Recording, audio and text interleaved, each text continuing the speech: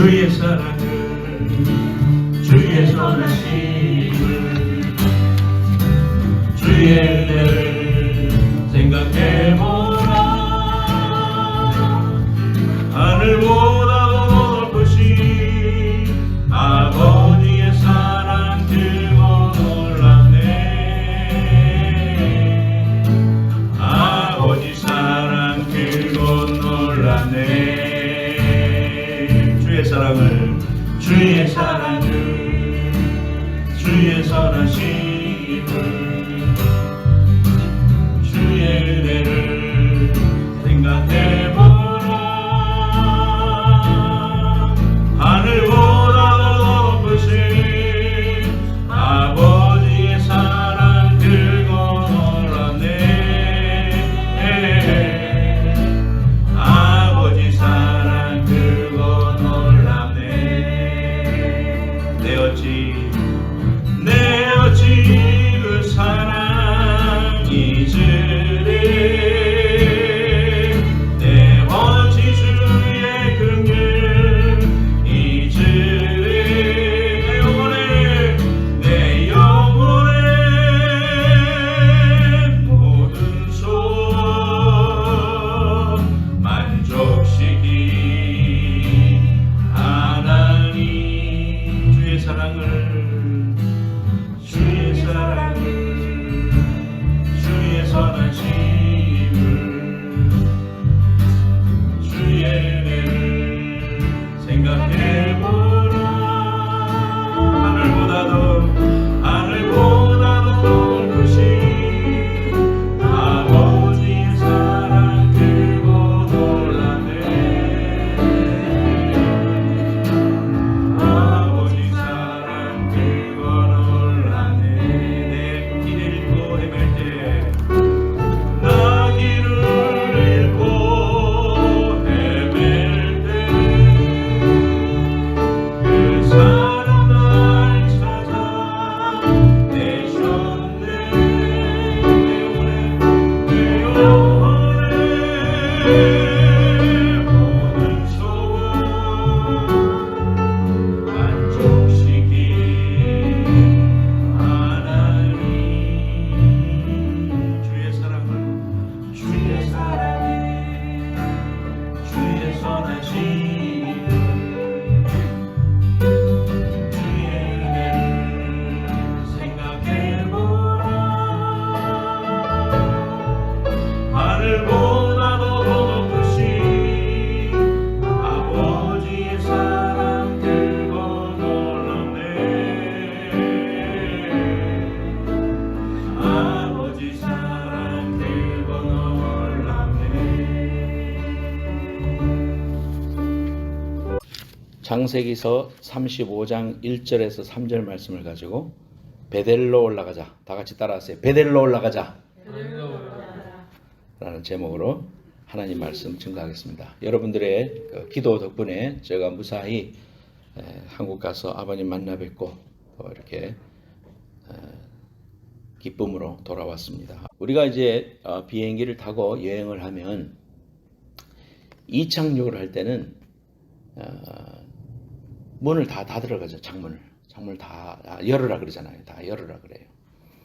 그리고 복도를 클리어 시키고 또 짐들도 딴 데 의자에 있지 않도록 하고 커튼도 다 열어가지고 이렇게 보면 앞에까지 쫙 보이게 그렇게 합니다. 그런 이유는 이착륙할 때 혹시라도 탈출을 해야 될 그러한 경우가 생기면 클리어 시키려고 아마 그러는 것 같아요. 그런데 이제 하늘에 오르면 낮에 가더라도 밥을 먹고 나면 어떻게 됩니까? 다 또 다시 내리죠.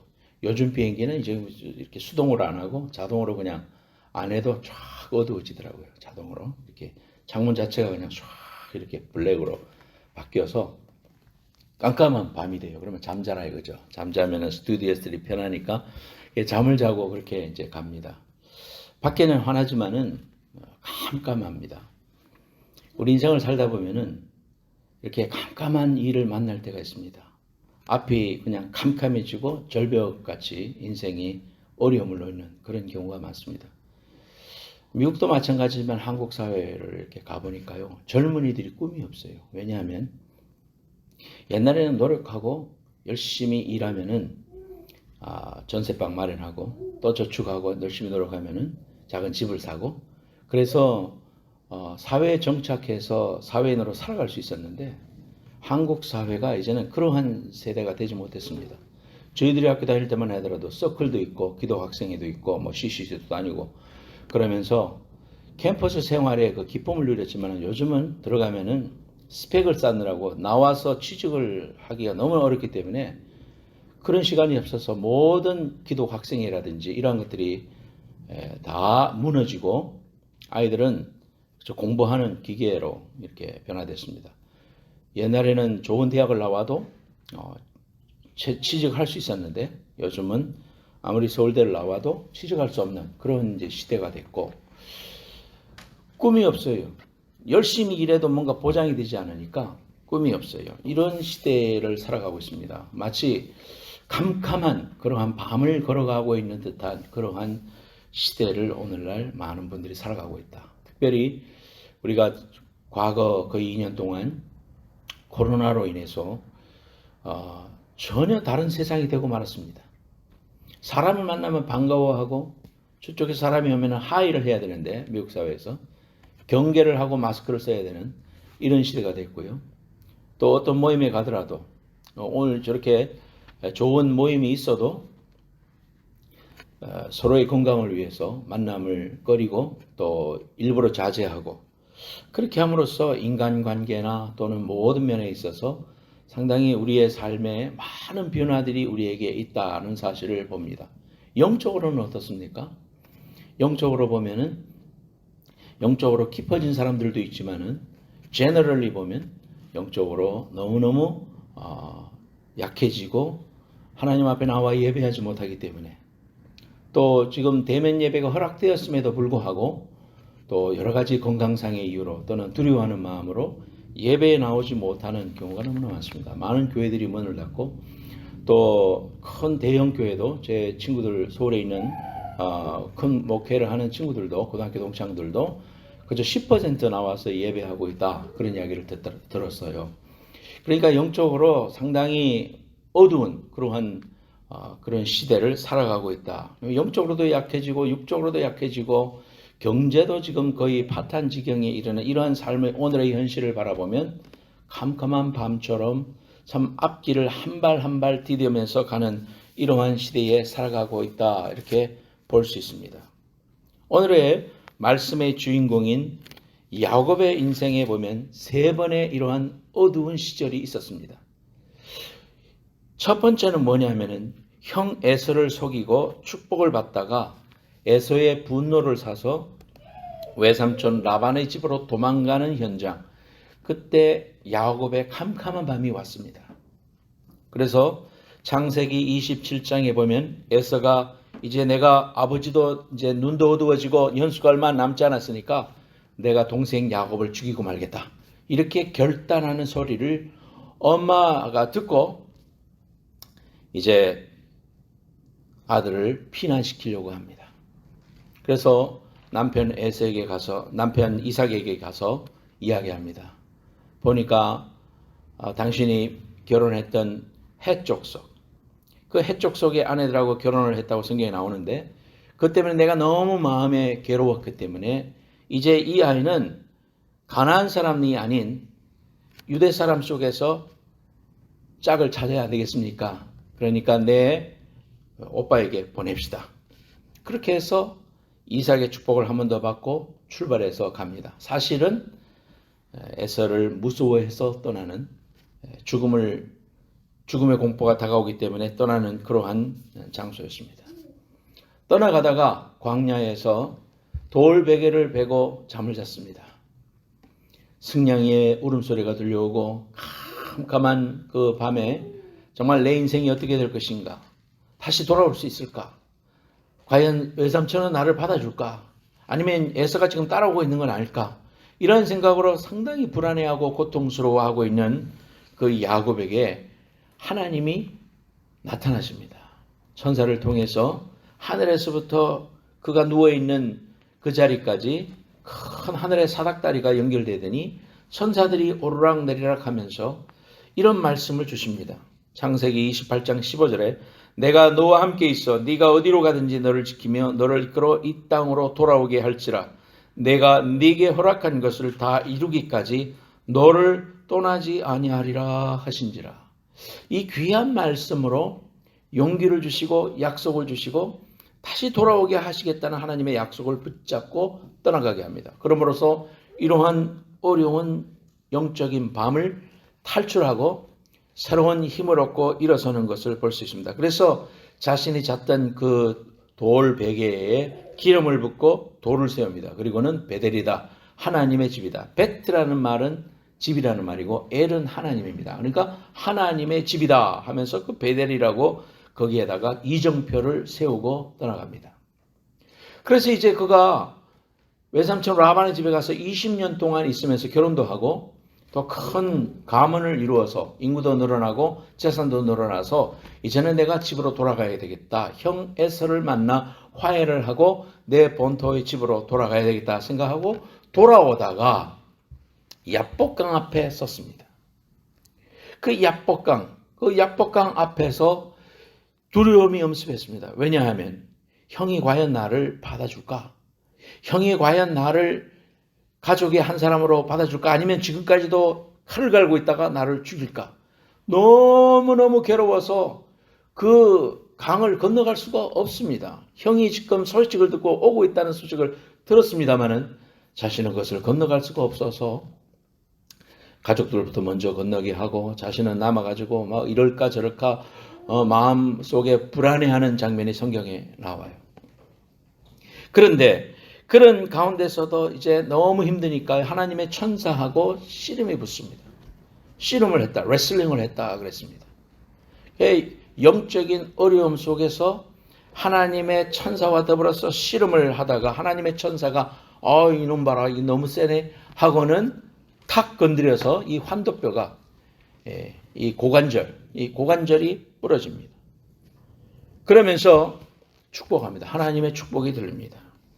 그래서 그가 창세기 32장 30절에 그러므로 야곱이 그곳 이름을 브니엘이라 하였으니 그가 이르기를 내가 하나님과 대면하여 보았으나 내 생명이 보존되었다 함이더라 그랬습니다. 브니엘, 엘은 하나님이라고 그랬죠.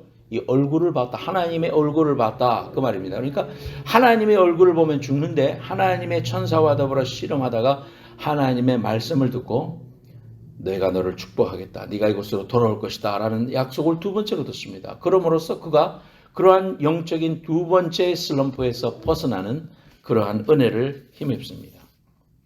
자, 이제 형과 입맞춤을 하고 서로 화해를 했습니다. 그랬으면은 창세기 28장에 하나님 앞에 내가 여기로 다시 돌아와 베델에 오겠습니다. 여기에서 하나님을 예배하겠습니다라고 했던 그 약속을 지켜야 될 거 아닙니까? 그런데 창세기 28장에서 하나님과 한 약속을 까맣게 잊고 베델로 올라가지 않고 세겜 땅으로 갑니다. 그 세겜 땅에서 그곳에서 창세기 34장에 보면 자기의 딸 디나가 세겜의 족장한테 욕보임을 당하는 그런 어려움을 겪습니다. 그러니까 자기의 누이가 강간을 당했다는 이야기를 듣고는 오빠들이 가서 그 세겜 땅에 있는 그 족속들을 쳐 죽입니다. 그러니까 그 나머지 족속들이 아니 저놈 봐라 이 세겜 땅에 글로 들어오더니 우리의 그 부족을 죽여 이제는 몰살당하는 위험에 놓였습니다. 세 번째의 영적인 인생의 어려운 순간을 겪게 됩니다. 자, 이러한 세 번의 그 위기를 통해서 야곱은 어떻게 하나님의 은혜를 경험했는가? 오늘 우리가 살아가고 있는 영적인 암흑 그리고 또 삶의 암흑, 육신의 암흑 이러한 어려운 이러한 순간들 속에서 우리가 어떻게 하면 하나님의 은혜를 경험하고 회복될 수 있을까? 오늘 성경을 통해서 세 가지 말씀 생각해 보고자 합니다. 35장 2절 3절에 보면 야곱이 이에 자기 집안 사람과 자기와 함께한 모든 자에게 이르되 너희 중에 있는 이방 신상들을 버리고 자신을 정결하게 하고 너희들의 의복을 바꾸어 입으라. 2절 3절에 그렇게 말하는데 이런 명령을 하기 전에 1절에 무슨 일이 있었느냐 하면 1절에 하나님이 말씀하시기를 베델로 올라가 단을 쌓아라. 네가 나와 약속했고 내가 너에게 약속했던 그 현장으로 가서 단을 쌓아라 라고 하나님이 먼저 명령하십니다. 그저 하나님의 그 명령 앞에 순종하는 것이 2절 3절입니다. 그러므로 첫 번째의 비결은 뭐냐? 우리가 이런 암흑을 극복할 수 있는 첫 번째 비결은 하나님의 주권 앞에 엎드리라는 것입니다. 따라합시다. 하나님의 주권 앞에 엎드리라. 하나님의 주권 앞에 엎드리라.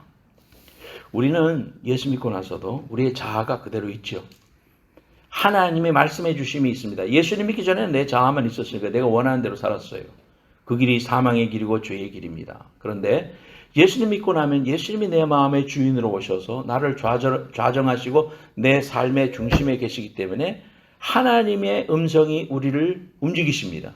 이걸 성령 충만이라고 말하고 우리가 그렇게 살아가야 되는데 내 뜻과 하나님의 뜻이 늘 올라올 때 우리가 이것을 어떤 것을 결정하는가에 따라서 우리의 삶이 결정되어지는 것을 볼 수 있습니다. 날마다 내가 하나님을 따른다고 하고 하나님의 말씀대로 산다고 하고 큐티도 하고 하나님의 음성을 들어도요. 일하는 것은 내가 원하는 대로 결정하는 거. 이것이 오늘날 많은 육적인 그리스도인들의 삶의 모습입니다. 우리도 그런 실수하기가 너무 쉽습니다. 하나님의 이름을 가정하여 하나님의 이름을 빌려서 하나님의 영광을 위한다고 하면서도 결국 내 영광을 위하고 내가 원하는 대로 내 욕심과 내 만족을 채우면서 살아가는 이런 오늘날의 영적인 타락도 그런 데서부터 왔다. 그러므로 이런 암흑 속에서 탈출할 수 있는 비결은 뭐냐면 야곱이 이런 하나님의 음성을 듣자마자 하나님의 주권 앞에 납작 엎드립니다. 그래서 듣자마자 야곱이 자기 집안 사람과 자기와 함께한 모든 자에게 이르되 너희 중에 있는 이방 신상을 버려라. 하나님을 인도라 하면서 하나님보다 더 사랑했던 이방 신상들, 오늘날로 말하자면 돈이라든지 명예라든지 하나님보다 더 귀중하게 생각하는 여러분의 것들, 이런 것들을 먼저 제거하라 그랬습니다. 그리고 그렇게 하는 것이 정결하게 하는 것이다. 영적인 정결이다 그랬습니다. 그리고 의복을 바꾸어 입으라 그랬습니다. 의복을 바꾼다는 것은 우리의 삶의 모든 처음부터 마지막을 하나님이 기뻐하시는 정결한 백성으로 살 수 있도록 우리의 마음, 말과 행실과 우리의 모든 삶의 태도를 바꾸는 것을 말합니다.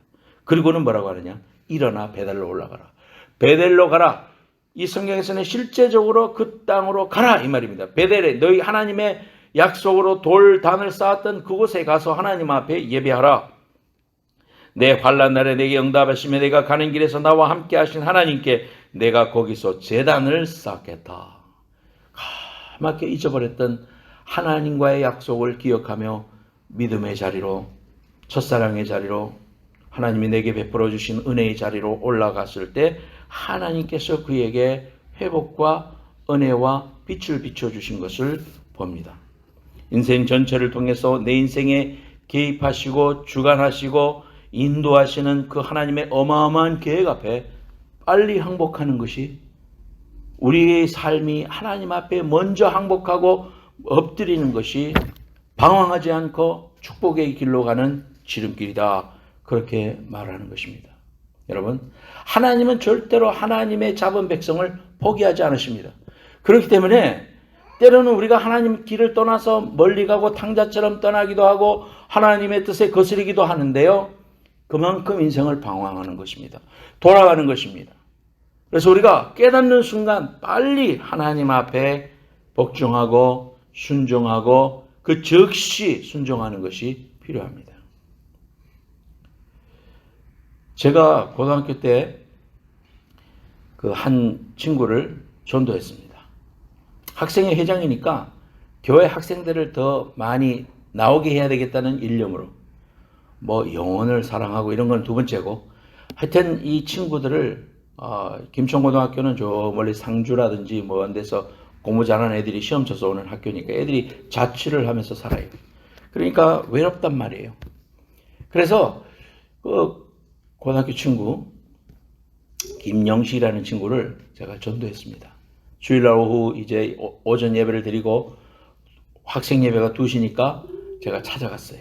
찾아가서 영식아 약속했는 대로 오늘 교회 가자. 그러니까 이 친구가 또 핑계를 만들어내는 겁니다. 아, 상준아 내가 못 가겠다. 오늘 뭐 내가 바쁘고 또 운동화를 빨아야 된다. 그래서 운동화 어디 있냐? 그래서 저기 있다. 그래서 운동화를 내가 빨았습니다. 뭐 잘 빨았겠습니까? 막 힘대로 빨아가지고 운동화를 딱 빨아줬어요. 그러니까 이 친구가 더 이상 핑계를 댈 게 없으니까 개면적어서 따라왔습니다.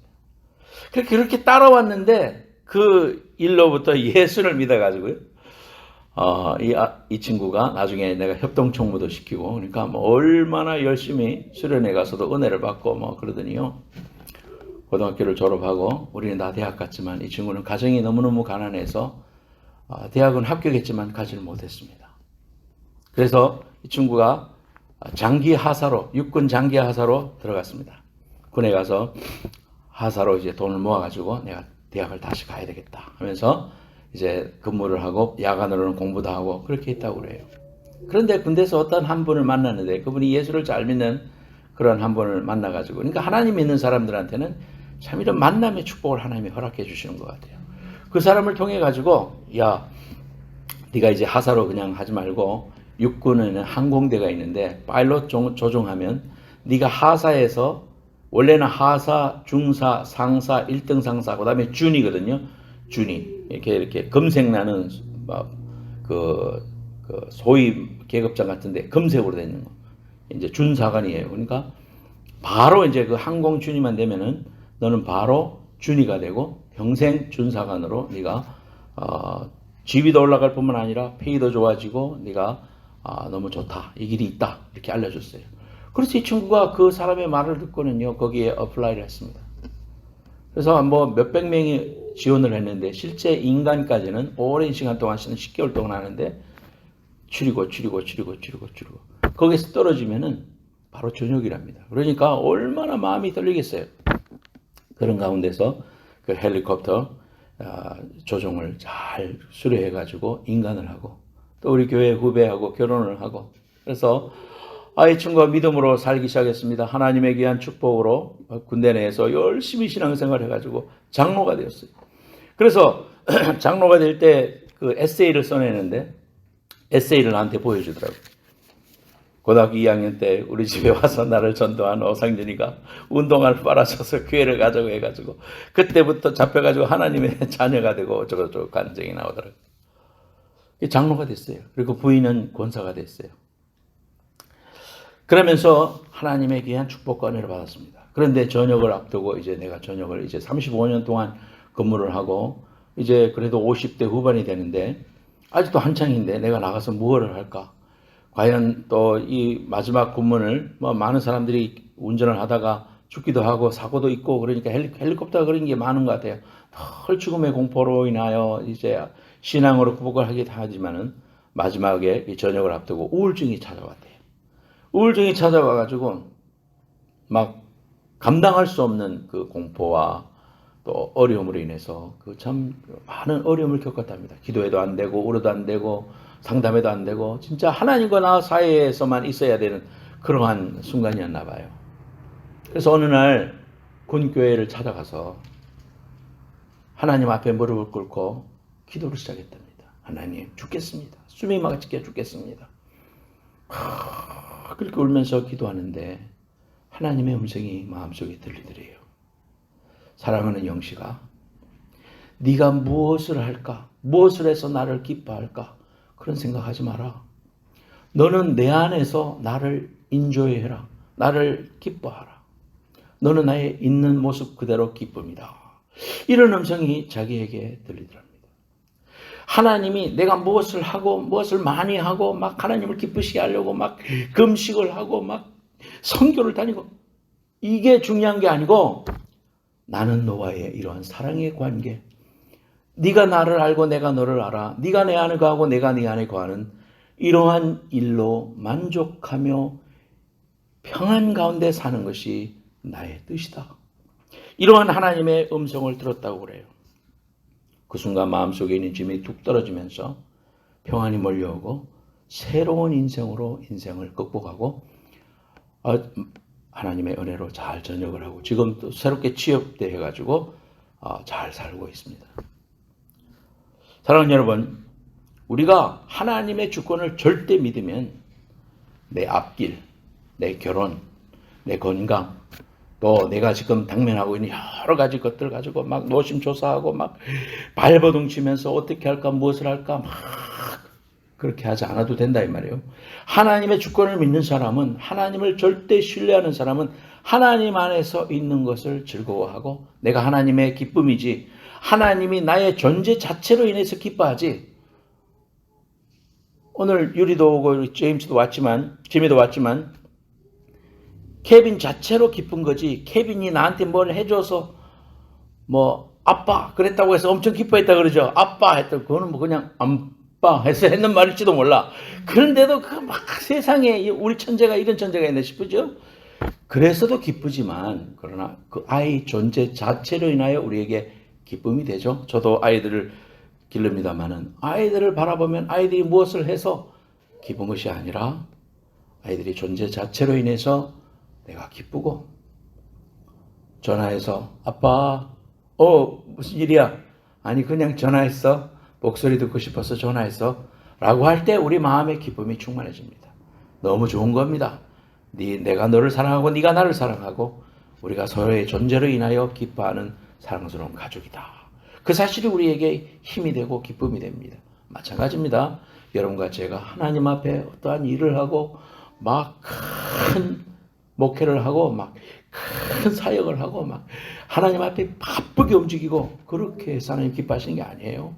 하나님 안에 있는 나 자신을 기뻐하고 즐거워하시는 하나님의 그 마음, 하나님의 주권을 절대적으로 신뢰하고 매일매일의 평강을 누리는 것, 그것이 하나님의 뜻임을 알고 주권 앞에 절대 순종하고 주님이 주시는 평강과 은혜 속에 가는 저와 여러분들 될 수 있기를 예수님의 이름으로 축원합니다. 두 번째로는 고난 가운데서 하나님의 은혜를 경험한다. 따라하세요. 고난 가운데서 하나님의 은혜를 체험한다. 별은 밤에 보이죠. 낮에는 볼 수 없었던 세계가 열려집니다. 밤이 되면 풀벌레 소리도 잘 들립니다. 밤이 되면 들을 수 없었던, 볼 수 없었던 것들이 우리에게 보여집니다. 인생에 밤이 왔습니까? 여러분들에게? 나름대로 어려움을 겪고 있습니다. 이 세상 사람들은 그러한 밤이 없는 사람이 없어요. 다 있습니다. 나만 인생에서 가장 어려운 것 같죠? 그렇지 않습니다. 우리 인생은 똑같이 어려움이라는, 고난이라는, 고통이라는 것이 우리에게 있지만 그러한 밤이 왔을 때 내가 이것을 어떻게 헤쳐나가는가, 어떻게 받아들이는가, 어떻게 하나님을 향하여 이것을 바라보고 있는가, 이것은 굉장히 중요한 겁니다. 여러분에게 인생에 밤이 왔습니까? 고독합니까? 외롭습니까? 자려고 누웠는데 자꾸 눈물이 흘려서 베개를 적십니까? 잘 나갈 때는 볼 수 없었던 하나님의 영광, 하나님의 얼굴, 하나님의 일하심을 볼 기회인 것입니다. 여러분 인생의 밤은 그 자체로는 쓰라리고 아픈 것일지 모르지만은, 그러나 하나님의 일하심을 경험할 수 있는 너무나도 좋은 시간입니다. 분명히 하나님께서 우리에게 주시는 귀한 은혜가 있습니다. 이번에 제가 부산에 친척집을 방문했다가 친구를 만났는데 친구가 부산역 앞에 데려다 줬습니다. 그걸 데려다 주면서 부산역 앞에 보면 산이 있어요. 그 산에 달동네들이 쫙 있습니다. 지금은 물론 뭐 달동네는 아니지만 옛날에 6.25 때 다 피난와서 살던 사람들이 다 거기더라고요. 초량동.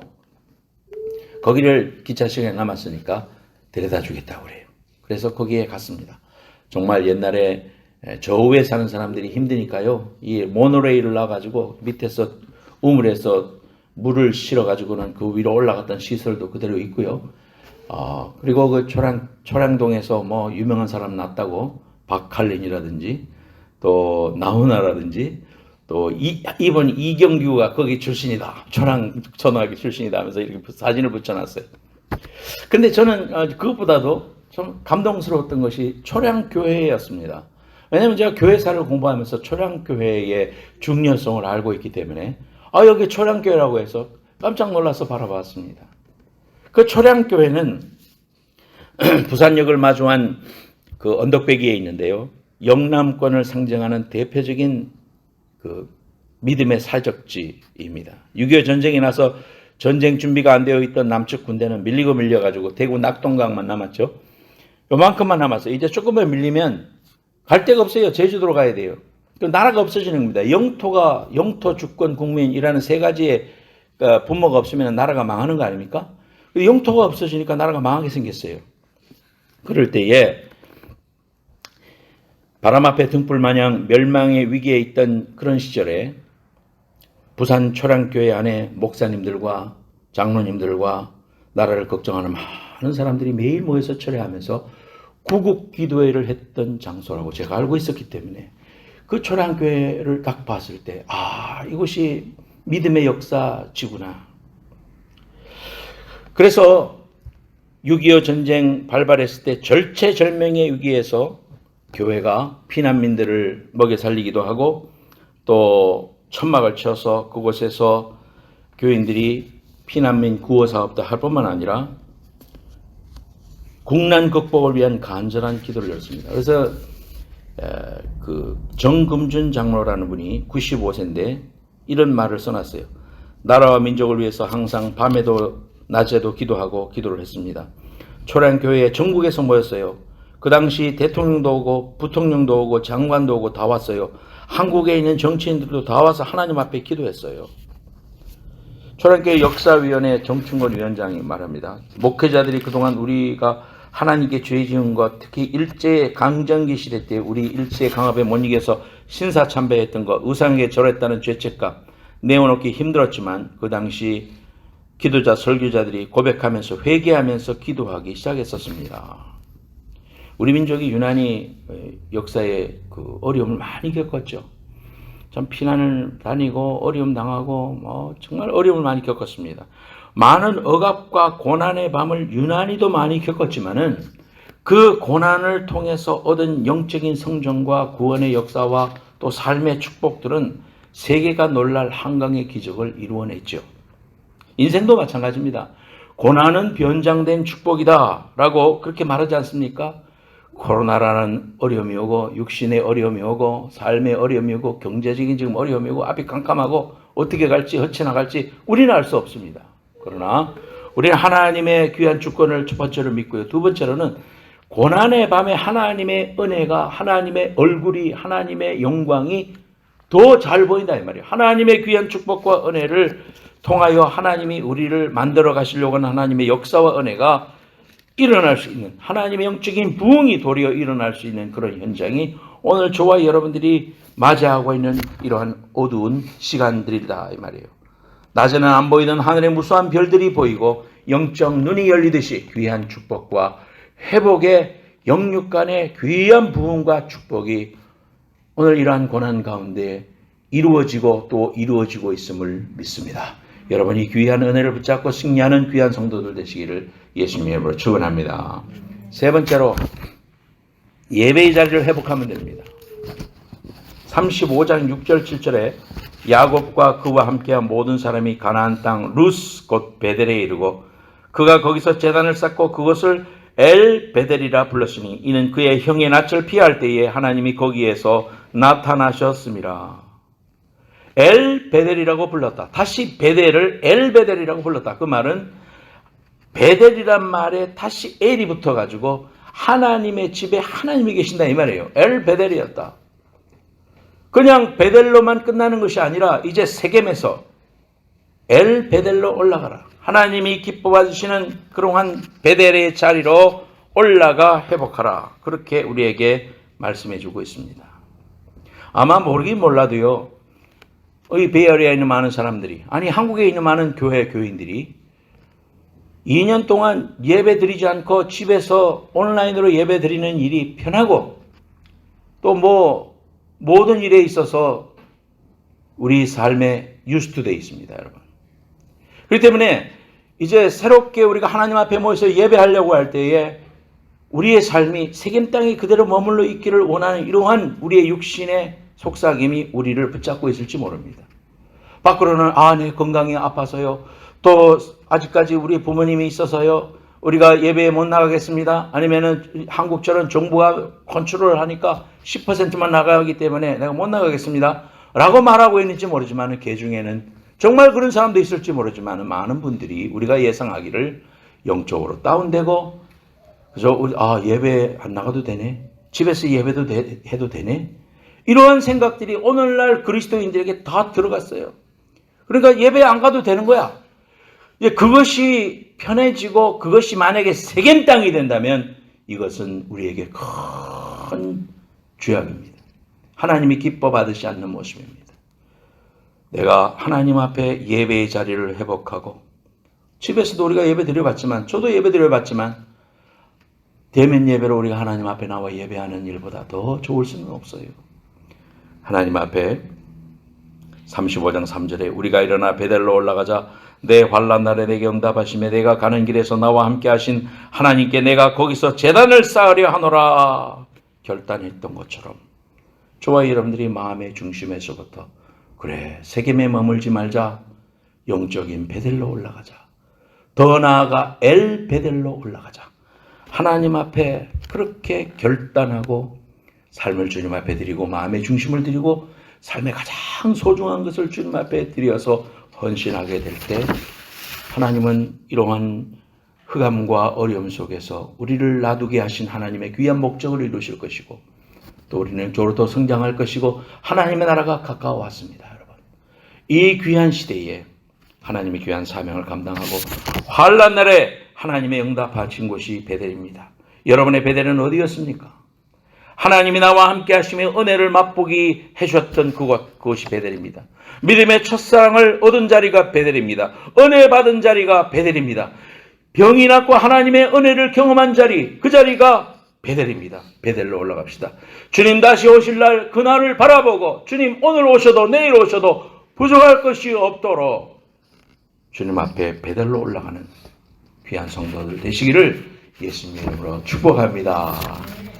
찬송 부르겠습니다.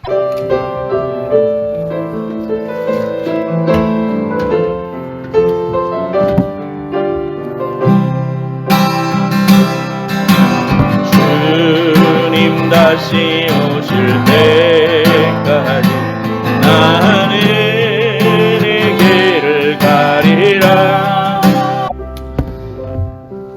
하나님 감사합니다. 저희들에게 귀한 암흑의 밤을 허락하시고 우리를 더 단련하시고 하나님의 사람으로 이끄시고자 이러한 기간을 허락해 주셨습니다. 하나님, 나태해지고 세겜에 머물지 말고 이제는 베델로 올라가고 엘 베델로 올라가는 저희들 될 수 있도록 축복해 주시옵소서. 하나님 아버지, 야곱의 인생에 세 가지 어려운 밤이 있었지만은 하나님 중심으로 섰을 때 하나님은 야곱을 믿음의 귀한 축복의 원조로 삼아주셨던 것을 볼 수 있습니다. 하나님, 우리에게 지금 어려운 시기를 겪고 있고 내일 어떻게 살아가야 될지 알지 못하고 눈을 감고 베개를 베면 눈물이 흘러내릴지 모르지만 하나님, 그런 가운데서도 나는 하나님의 주권을 믿습니다. 하나님 나를 사랑하셔서 독생자를 주시고 구원하여 주시고 오늘 이곳을 살게 해주신 데는 하나님의 뜻이 있는 줄로 믿습니다. 하나님, 그 사명 깨닫고 하나님의 사랑 깨닫고 믿음으로 베델로 올라가게 하여 주옵소서. 하나님 아버지, 깜깜할 때 많은 별이 보이듯 하나님의 얼굴을 볼 줄로 믿습니다. 브니엘의 축복이 있을 줄로 믿습니다. 하나님 아버지, 이제 엘 베델로 올라가 하나님의 영광을 보며 주님 언제 오셔도 달려올 길을 다 달려왔습니다. 주님의 귀하신 은혜를 붙잡고 믿음으로 살았습니다. 사랑합니다. 주님의 손을 붙잡고 함께 얼싸 안으며 영광의 만남을 소망하며 오늘 하루하루도 결단하며 살아가는 믿음의 백성들이 될 수 있도록 축복해 주옵소서. 아픈 데 손 얹기 바랍니다. 하나님 아버지, 아픈 데 손 얹습니다. 주님 오셔서 하나님 이 귀한 믿음의 행진을 하기에 부족함이 없도록 육신을 풀어 주시옵소서. 새롭게 하여 주시옵소서. 하나님 아버지, 능력의 주님, 창조주 하나님, 우리의 연약한 무대에 손 얹어 싸우니 주님 이 시간 안수하여 주시고 하나님 아버지께서 원래 지으신 아름다운 원래의 모습대로 돌아갈 수 있도록 주의 시간 축복해 주시옵소서. 우리의 심령 위에 복 내려주시고 성령 충만하게 하시고 하나님이여, 아무리 세상은 흔들려도 나는 주님을 쫓으리라 믿음으로 고백하며 살아갔던 우리의 신앙의 선배들처럼 그렇게 살게 하여 주시옵소서. 하나님 아버지, 우리의 인생 주님이 오셔서 잘했다. 내가 너를 안다. 네가 얼마나 애쓰고 수고했는지 안다. 네가 무엇을 안 했어도 나는 너를 사랑한다. 너는 나의 기쁨이란다. 말씀해 주시는 이 귀한 하늘의 음성 듣고 용기를 내어 주님 오늘의 믿음의 이 순례자의 길을 열심히 걸어갈 수 있도록 하나님 힘 주시옵소서. 지금은 다시 오실 예수 그리스도의 은혜와 하나님 아버지의 만극하신 사랑과 성령님의 감화 감동하심이 오늘 하나님 앞에 나와 결단하는 모든 성도들 머리 위에와 특별히 성전에 처음 나와 헌신하며 축복받은 케빈의 인생과 가정 위에 이제로부터 영원까지 함께 해주시기를 간절히 축원하옵나이다. 아멘.